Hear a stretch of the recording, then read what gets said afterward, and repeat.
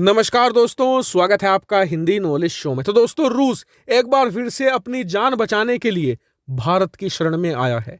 और भारत अगर रूस की ये मदद कर देना तो रूस कभी भी भारत का ये एहसान नहीं भूलेगा। और इसका कारण ये है कि अमेरिका अब रूस की जो कोर इनकम है, जहां से रूस की सरकार चलती है, रूस की सेना चलती है और रूस की सारी अर्थव्यवस्था चलती है, उस कमाई की रीढ़ की हड्डी तोड़ने जा रहा है। उस कमाई को पूरी तरीके से खत्म करने जा रहा है। और जैसे ही ये फैसला लिया जाएगा ना, अगले ही दिन रूस की सारी अर्थव्यवस्था कोलैप्स कर जाएगी। और इसीलिए इस संकट की घड़ी में रूस को भारत की मदद की दरकार है। लेकिन आपको पहले ही बता दूं कि भारत मदद करेगा या नहीं करेगा, ये इस बात पर निर्भर होगा कि इस मदद के बदले भारत को भी फायदा हो रहा है या नहीं हो रहा है। अब जानिए कि जो इंटरनेशनल पॉलिटिक्स है वो ऐसे ही चलती है। चाहे देश की जनता कितना ही कह ले कि रूस ने 1971 में हमारी मदद करी थी, रूस दोस्त है, इसका कोई फर्क नहीं पड़ता। चाहे भारत हो, चीन हो, अमेरिका हो, जो भी सफल देश है ना, वो हमेशा अपना हित सबसे पहले देखते हैं। यहां पर भी यही होगा। लेकिन क्या है भारत के हित, वो भी मैं आपको बताऊंगा। तो चलिए बिना टाइम वेस्ट के वीडियो को शुरू करते हैं। तो दोस्तों, आप में से ज्यादातर लोग जो रूस के बारे में जानते हैं उन्हें पता होगा कि इस समय रूस की अर्थव्यवस्था सिर्फ दो पहियों पर चलती है। पहला है हथियार बेचकर, दूसरा है तेल और गैस बेचकर। पिछले 4-5 सालों में काटसा प्रतिबंध लाकर अमेरिका ने पहले ही जो पहला पहिया था ना, हथियार बेचने वाला, उसे हद से ज्यादा डैमेज पहुंचा दिया है, उसे लगभग खत्म ही कर दिया है। अब भारत है, इसके अलावा चीन है, एक दो छोटे मोटे देश हैं जो बहुत ही कम संख्या में हथियार खरीदते हैं, क्योंकि अब तो भारत और चीन भी खुद हथियार बनाने लगे हैं। ऐसे में रूस की अर्थव्यवस्था की जो रीढ़ की हड्डी है वो है तेल और गैस बेचना।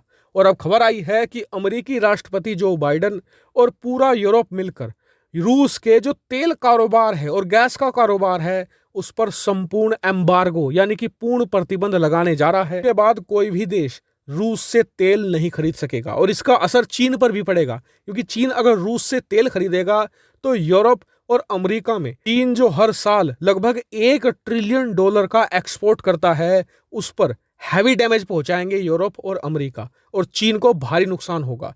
इसीलिए आप देखेंगे कि चीन भी इस एम्बार्गो के बाद रूस का तेल हद से ज्यादा कम कर देंगे। लेकिन इस एम्बार्गो के लगने के बाद होगा क्या?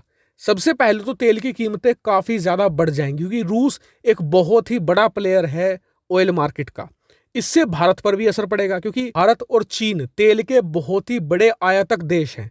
और इनकी उम्मीद ये रहती है कि तेल की कीमतें अगर $70-80 पर बैरल रहे ना तो ये मजे में है। लेकिन जैसे ही यह बढ़ना शुरू होता है और 100 को क्रॉस करता है तो चीन और भारत की धुकधुकी बढ़ने लगती है। इस युद्ध की वजह से ऑलरेडी जो कच्चे तेल की कीमतें हैं वो 110 से लेकर 125 के आसपास घूम रही हैं।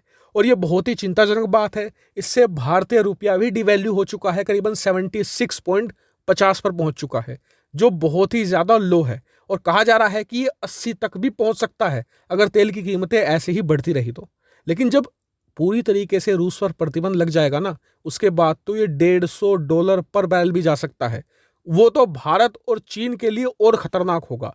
लेकिन अमेरिका ये कह रहा है कि हम प्रतिबंध लगाएंगे तो, लेकिन आपको अल्टरनेटिव भी देंगे। जैसे कि वेनेजुएला और ईरान पर प्रतिबंध लगाया गया है तेल को लेकर, हम उसे हटा देंगे, इससे कि तेल की कीमतें 70, 80 या 100 के आसपास रह जाएंगी। लेकिन इसी बीच रूस भारत के पास आया। उसने कहा कि अमेरिका हम पर ऑयल एम्बार्गो लगाने वाला है, लेकिन आप हमसे तेल खरीदना बंद मत कीजिएगा, आप हमसे और ज्यादा तेल खरीदिएगा, हम आपको 25 से लेकर 27% का डिस्काउंट देंगे। आप कहेंगे कि 25% डिस्काउंट तो बहुत अच्छा है, बातचीत कर लेंगे तो 30% भी जा सकता है, इससे तो भारत को बहुत फायदा है, भारत को अमेरिका की नहीं सुननी चाहिए और तेल खरीदना चाहिए। लेकिन बात इतनी आसान नहीं है। रूस अपना नुकसान करवा कर तेल नहीं दे रहा है। रूस हमें आज की जो रेट है उस पर 30% का डिस्काउंट दे रहा है। आज रेट कितने हैं? 115 से $120 के हिसाब से। अब उसमें से 30% अगर आप हटा देना तो वो लगभग 80 से $85 पर बैरल ही आ जाता है। जबकि इस युद्ध से पहले सऊदी अरेबिया और रूस करीबन 70 से लेकर $75 पर बैरल के हिसाब से तेल बेच रहे थे, यानी कि अब भी उन्हें $10 पर बैरल का फायदा हो रहा है। वहीं अमेरिका जो ईरान और वेनेजुएला से एम्बार्गो हटवाकर भारत को रेट दिलवाएगा वो 90 से लेकर $95 पर बैरल के आसपास होंगे। एक ही अंतर्राष्ट्रीय मार्केट और रूस के अगर आप रेट देखें तो 5 से लेकर $6 पर बैरल का ही अंतर आएगा। लेकिन जब आप बहुत ही बड़ी मात्रा में तेल खरीदते हैं तो ये $5-6 का अंतर भी कई मिलियन में चला जाता है।